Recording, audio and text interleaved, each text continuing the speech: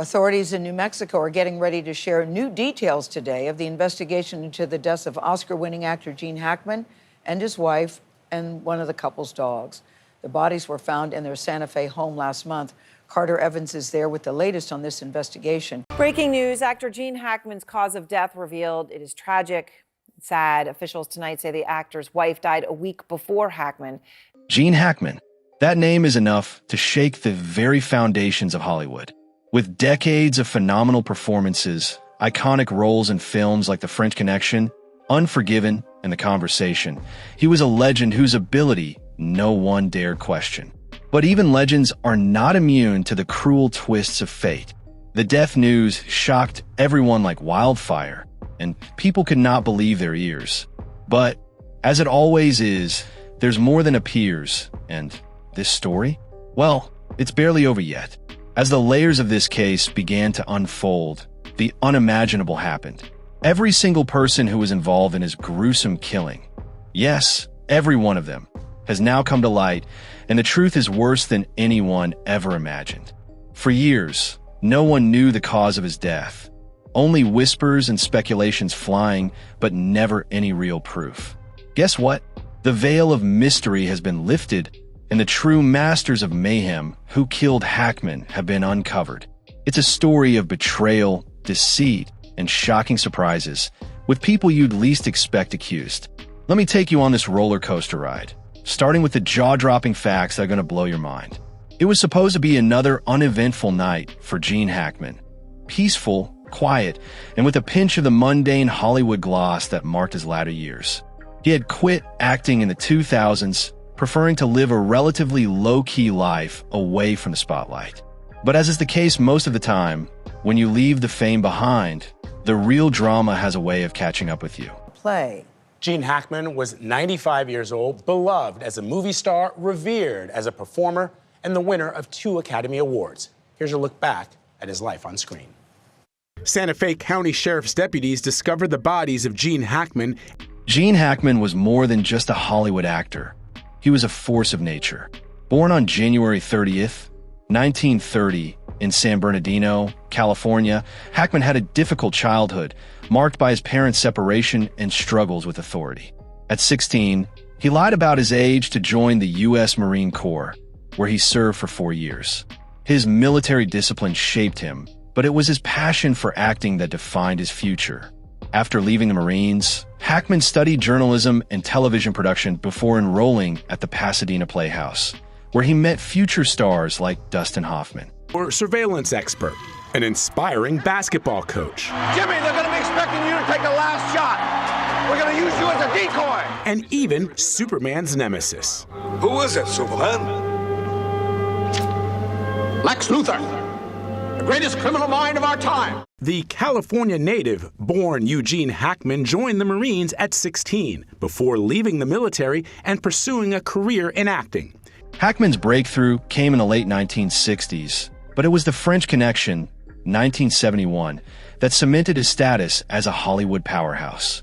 His portrayal of Detective Popeye Doyle won him his first Academy Award and set the stage for a career filled with unforgettable roles.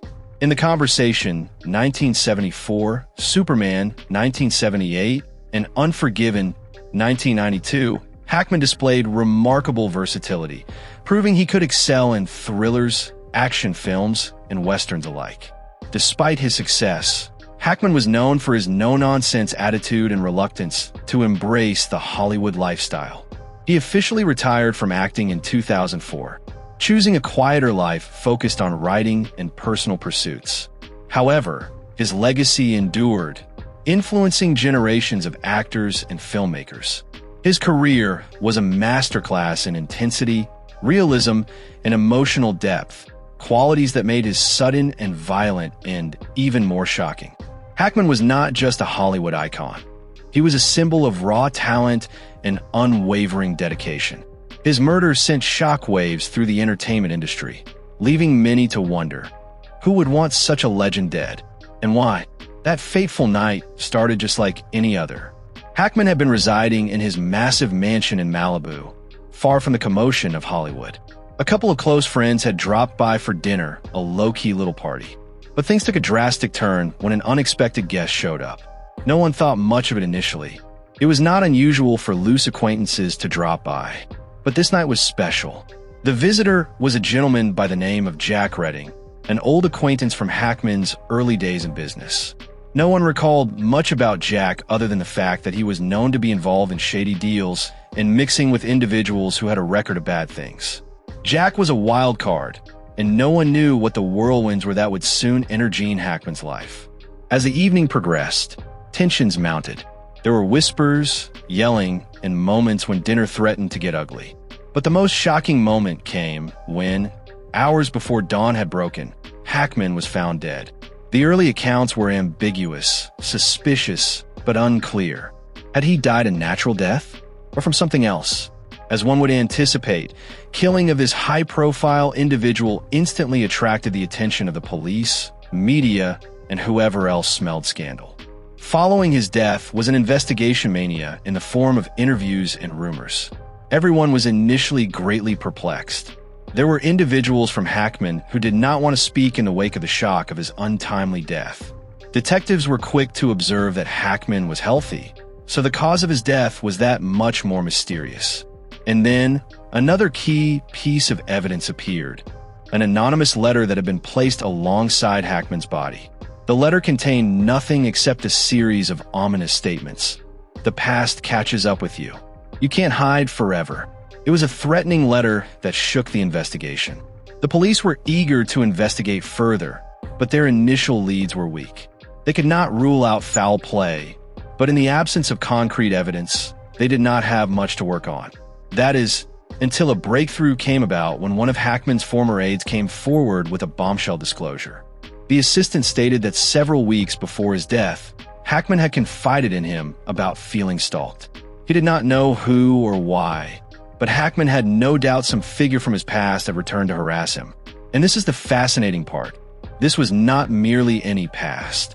Hackman had been involved in a number of questionable deals during the 80s, foremost among them in the Hollywood money world. It was said that some not-so-nice players lost a whole lot of cash on those deals. Was one of them eager to settle scores? As the quest for answers in Hackman's death continued, more and more people got under the radar. Trust me, this was no average case of hot-headed ex-fling or a mugging gone horribly wrong on the streets. No way. This was way too complicated. From Hackman's close friends to his adversaries from previous history, everyone had something to do with his untimely death. And the list of people who were involved was nothing less than appalling. First, Jack Redding, the mysterious man who had shown up to dinner that night. It turned out, it seemed, that Jack was more than just an old friend. He and Hackman had been engaged in a bitter feud over a film project years earlier that had fallen apart. A project, it turned out, that was well worth a lot of money. Money that Redding had invested and lost when Hackman bailed. But Redding hadn't been acting on his own. There'd been a woman, someone Hackman had dated briefly, years before he'd ever spoken of her name, Lisa Michaels.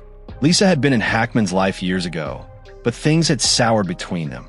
It was rumored that Hackman had dumped her for someone else, and that Lisa never forgave him. Others state she had been harboring a grudge all these years, and, hearing of Hackman's overnight fortune from his recent investments, believed she could have her revenge. Then, there was Hackman's manager, who had just been omitted from Hackman's will after a series of business transactions had turned bad. The manager was bitter and desperate and felt he had been cheated. Could it be possible that he had joined the conspiracy to silence Hackman for good? His reasons were clear: revenge and money. And then, naturally, we can't forget the part played by Hackman's family. Gene's estranged son, Trevor Hackman, had a history with the law dating back for a long time. Learning of the death of his father, Trevor showed up at the funeral with a cold, distant, and oddly unemotional attitude.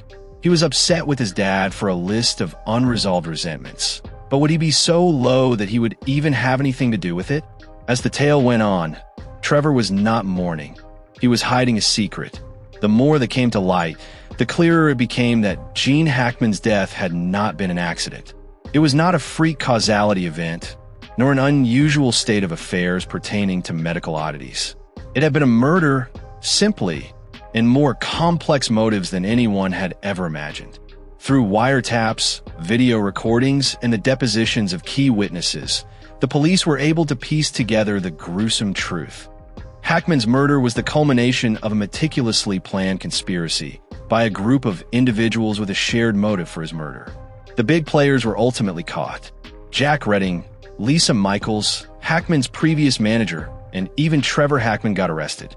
The trial was a media spectacle, with all the world curious to know how the puzzle fell into place. The trial was filled with sensationalized confessions and shocking twists and turns, as the guilty ones tried to explain themselves. The trial was a somber reminder of the way greed, jealousy, and past scores have a tendency to twist people into doing the unthinkable. Yet for the fans of Hackman, the conclusiveness of the trial was a sorry conclusion to a saga that had left the world agog. After the trial, the public believed that Gene Hackman's case was closed, but the final revelation would render everyone speechless and the case open again. Detective Laura Hayes received an anonymous tip call that totally reversed the case. The caller announced they were near to the investigation, but did not wish to be identified. What they stated amazed everybody. The true mastermind of Hackman's assassination had been somebody nobody suspected: Richard Ford, Hackman's business partner and best friend. Ford had also been one of Hackman's first career guides, but over time, the two grew estranged. Ford grew jealous of Hackman's business decisions, especially when Hackman withdrew from the business side of Hollywood. Ford resented that Hackman's success threatened his own empire of money, and his resentment grew. What had seemed to be a friendship had turned into a fatal competition. Ford had been secretly operating behind the scenes, utilizing the people around him, including Jack Redding and Lisa Michaels, who both carried grudges against Hackman. He worked on their hurt and anger, getting them to think that the revenge they desired and the compensation they required would be taking out Hackman. Ford's last move was to use Hackman's estranged son, Trevor, and he got him caught up unknowingly in Ford's game. Ford understood that Trevor would be simple to manipulate since his anger towards his father. The world was shocked at the news. The man who had been closest to Hackman, Richard Ford, orchestrated the entire conspiracy.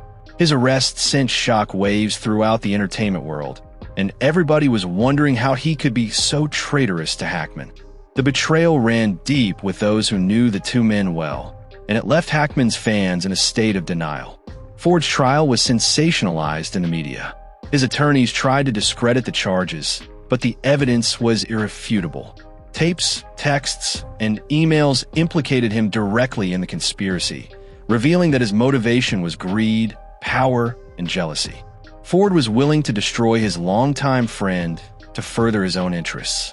Ford was convicted of conspiracy to murder, and his sentencing was met with mixed responses.